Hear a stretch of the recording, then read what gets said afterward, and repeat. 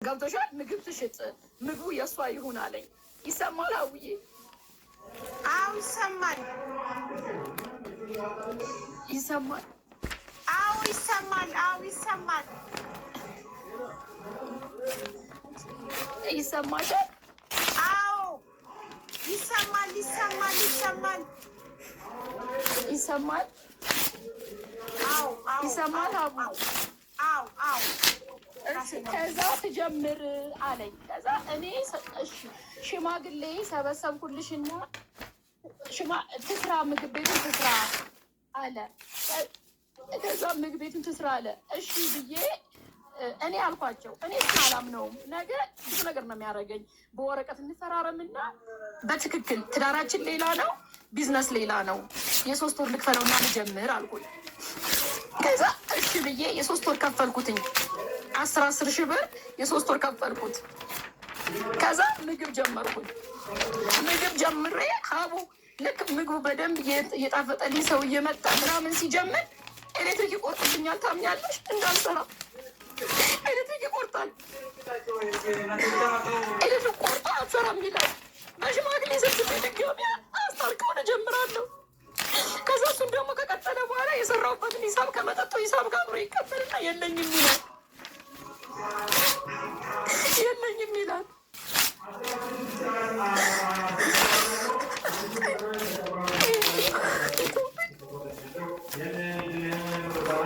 እና እኔ ደግሞ ዛሬ ደህና ነኝ አይደለሁም አላውቅም። በቃ ተብራረቀ ስሜት የሚሰማኝ። ከዛ በዛ መሀል ምን እንደሚያደርግ ታውቂያለሽ? አስተናጋጅ አለች እዚህ ማለት ነው። አስተናጋጇ ምን ይላታል? አካውንት ክፈች እሺ፣ መጠጥ ባንቺ ብር ነው የሚገባ ይላታል። በእኔ ፊት አንቺ ነው የሚገባው እሺ፣ ሂሳቡ አንቺ በደምብ ስሪ ይላል። ከዛ ይዞ አንቺ ከምትበይ እሱ ብለው ይለኛል።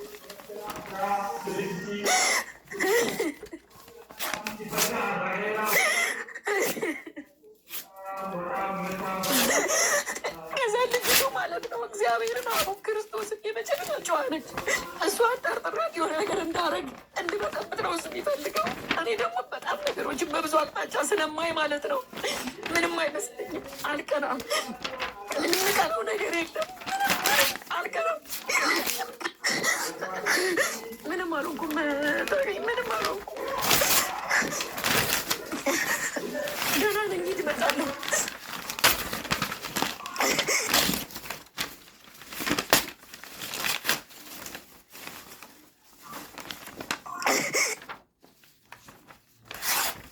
ኪያ ይሰማሻል? ኪያ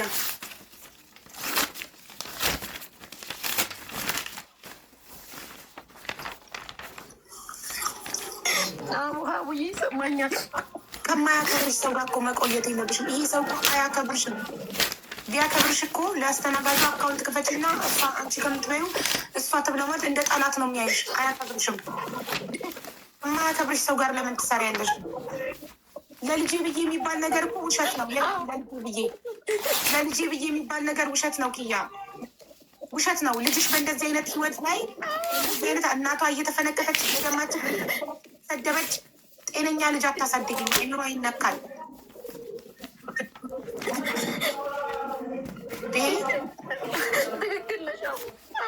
በቃ ራስሽን ምናች ማሪ ልጄ ማለት ነው ከምነግርሽ በላይ ማለት ነው።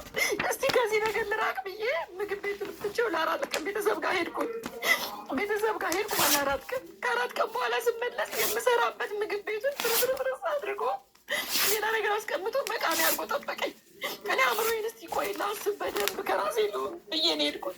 ከዛ ልጄ 4 ቀን ውስጥ ያሳየችኝ ታማብኝ ነው ይዣት የመጣሁት ድጋሜ አባባ እያለች ማለት ነው። አይ ይህ ውሸት ደካማ ሴቶች የምትፈጥሩት ምክንያት ነው። ልጅሽ አሁን ዛሬ እሱ ቢሞት ማለት ነው ልጅሽ አትሞትም። ህይወቷን ትቀጥላለች፣ ትረሳዋለች። ገና ልጅ ናት። ስንት አመቷ ነው? 1 አመት ከ5 ወር። ምንድን ነው የ1 አመት ከ5 ወር? ስለ አባት ምን ያህል አውቃ ነው የሚያማትና ባባ እያለት የምትታመመው? ደግሞ ለእንደዚህ አይነት አባት ይህ የውልሽ የአንቺ ድክመት ነው። የአንቺ ድክመት ነው። ምንም አታስተባቢ። ህይወትሽን ለመቀየር አንቺ ራስሽን ለማስከበር ምንም አታስተባቢ። ምንም ልጅሽን ምክንያት አታብዢ። ትናንት አስወርዳት ላላት ልጅ ምክንያት አታብዢ። ጨክኚ፣ ጥርስሽን ንከሺ። ብሩ አይደለም ብለሻል ቅድም። ብሩ ካልሆነ አንቺ ለሱ የሆንሽው ነገር ነው እያንገበገብሽ ያለው። አለፈ። ተሳሳች ሰው ነሽ። ተሳስተሽ ለማይሆን ሰው መስዋዕትነት ከፈልሽ። አለቀ በቃ። ንቂ አሁን ካለሽበት ነገር።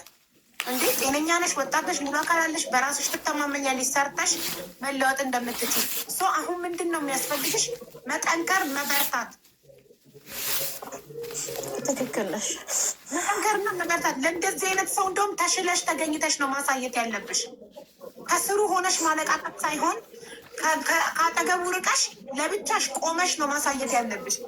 ከዚህ ሰው ጋር ሆነሽ መቼም ህይወትሽ አይለወጥም። ከስር እየጎተተሽ ነው ወደ ታች። መቼም አታድጊም። መቼም ህይወትሽ አይለወጥም ከዚህ አይነት ሰው ጋር። ስለዚህ መወሰን አለብሽ። እሺ አቡዬ መወሰን አለብሽ በእውነት ለልጅሽ ነገ ልጅሽ ጠንካራና እንድትሆንና ሰላማዊ ህይወት እንዲኖራት ጤነኛ አይምሮ እንዲኖራት ከፈለግሽ በእንደዚህ አይነት ህይወት ላይ አይደለም። በእንደዚህ አይነት ህይወት ላይ የምታድግ ልጅ ጤነኛ አይምሮ አይኖራት። ማቄን ሳቴ ጥለሽ ከዛ ቦታ ሄደሽ አዲስ ቦታ አዲስ ህይወት መጀመር ነው ያለብሽ። አይረባም እንደዚህ አይነት አይረባም። እየተጠቀመብሽ ያለው ኢነርጂሽን እንዴ! ከአንቺ ሰላም የሚበልጥ ነገር የለም ውዴ። ከአንቺ ጤና፣ ከአይምሮ ጤናሽ፣ ከሰላምሽ የሚበልጥ ነገር የለም። ከዚህ ሰውዬ ጋር ከቆየሽ ይሄ ይበላሻል።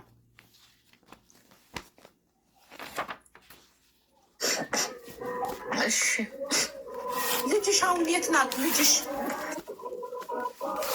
አሁን ዴኬር ነች። ዴኬር አስገብቻት በአንድ አመቷ ልክ አመት ሲሞላት ዴኬር አስገብቼ ወደ ድሮ ወደምሰራው ወደ ማሽን ስራ ተመለስኩ ማለት ነው። በቃ ምግብ ቤቱንም ጥዬ በቃ ቢያንስ ወጥቼ መስራት ጀመርኩ ማለት ነው። እሷን በቃ ዴኬር አስገባዋት። አሁንም ዴኬር ያለች። በጣም የሚያምሽ ነገር ምንድን ነው? ለሱ ያወጣሽው ገንዘብ ነው? የሰጠሽው ጊዜ ነው? ገላሽ ነው? ምንድን ነው ከሶስቱ እያንገበገበሽ ያለው? እያንገበገበኛለሁ አባቴ እነሱ ብዬ መተወኝ ነው። ሌላ ምንም አያገበግበኝ። ጊዜ በጊዜ ልጅ አትርፌያለሁ። ገንዘብም ነገ ሰርቻ አመጣዋለሁ። አምሹር ደግሞ ለዚህ ለማይረባ ሰው አባቴን አስኮርፌው አባቴን በጣም ነው የምወደው።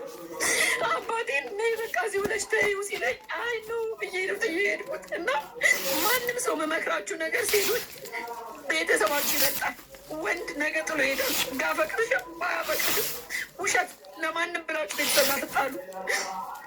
ሴትም ወንድም ለሴትና ለወንድ ተጣሉ። እና የአባቴ ነገር ነው ያንገበግበኝ እንጂ ምንም ነገር አይቆጨኝም። አቡዬ አባትሽ ነው። መቼም አይተውሽም። አሁን ዛሬ ሄደሽ ይቅርታ ብትጠይቂው ይቅር ይልሻል። አባትሽ አባት ነው፣ አይጨክንም። በትክክል ስለዚህ ከአባትሽ ጋር ታውቃለሁ። ግን በምን አይነ ይሄ በምንድን ድፍረቱን ያጣሁት እመኝኝ። አንቺ ደፍረሽ አባትሽ ጋር ሄደሽ ይቅርታ እግሩ ላይ ተደፍተሽ ይቅርታ ከጠየቅሽ አባትሽ ይቅር ይልሻል። ከዚህ የተጨመላለቀ ህይወት እሱን ያጣሁት እሱን ነው። በቃ እሱን አቅም ነው ያጣሁት። ያን አቅም እንጂ እኔ ለመለያየቱ እንዳልሽው ሰው ሽማግሌ ተሰብስቦ እኔ ዛን ቀን እንለያይ ብዬ ከ5 ቀን በፊት ቪዲዮን አይተሸዋል። በቃኝ ብዬ ልውጣ እቃዬን ሰብስቤ ስል በቃ እስከ ምርቃቱ ታውቂያለሽ፣ ከሽማግሌዎች አትሆኝም። እስከ ምርቃቱ ድረስ በቃ ተቀመጪ ያስመርቅና ከአንቺ ለብታዩ እሱ በቃ እሱ ትክክል አይደለም። እስኪመረቅ ቅዳሜና እሑድ ጠብቂና ከሰኞ ጀምሮ የምትፈልጊውን ነገር ይደረጋል አሉ። እና በቃ እሱን ነው እሺ ብዬ ቁጭ ሽማግሌ ነው ሲጀመር የሰው ህይወት የሚያበላሸው። እነዚህ ሽማግሌ የሚባሉት ነገሮች ዝም ብለው እነሱ ለማይኖሩት ነገር ሰው ያስታርቃሉ። ዝም ብለው ስንት ዓመት በሽማግሌ ታርቃ ገባ ተገላሪ ሰው አይወጣ። ዝም ብለው ነው የሚያስታርቁት። በቃ ሽማግሌ ጀግና አስታራቂ እንዲባሉ ብቻ ነው የሚያስታርቁት። ያንቺን ህይወት ሽማግሌ አይደለም የሚኖርልሽ። ማንንም ሳታማቱ ምንም ሳቲ ጨርቄ ማጤፋት ልጅሽን ይዘሽ አባትሽ ቤት ሂጂ። እንደዚህ አይነት የተጨማለቀ ህይወት ይቅርብሽ። የማትከበሪበት ቦታ ለደቂቃ አትቀመጭ። ይኸውልሽ አንቺን ማሳበድ ነው የሚፈልገው እሱ። ሆን ብሎ ነው እንደዚህ ዲስሪስፔክት የሚያደርግሽ ሰው ፊት ሰራተኛ ፊት እንደዛ የሚያደርገው ሁሉም እንዲንቅሽ ስለሚፈልግ ነው። ትክክል ነሽ። ሁሉም እንዲንቅሽ ይፈልጋል። አስተናጋጇ ሳይቀር እንድትንቅሽ ይፈልጋል። ለዛ ነው በፊት ለፊቷ እንደዛ የሚለው።